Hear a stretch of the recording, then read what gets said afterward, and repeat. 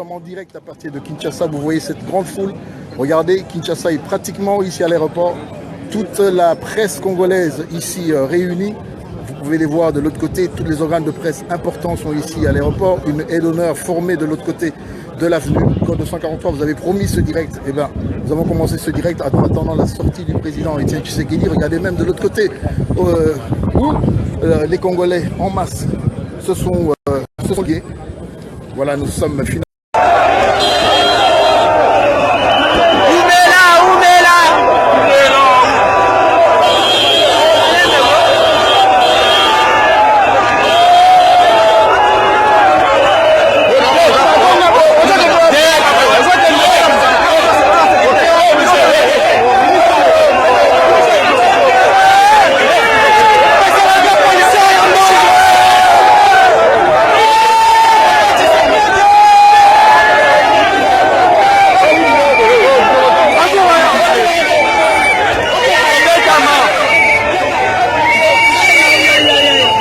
Vamos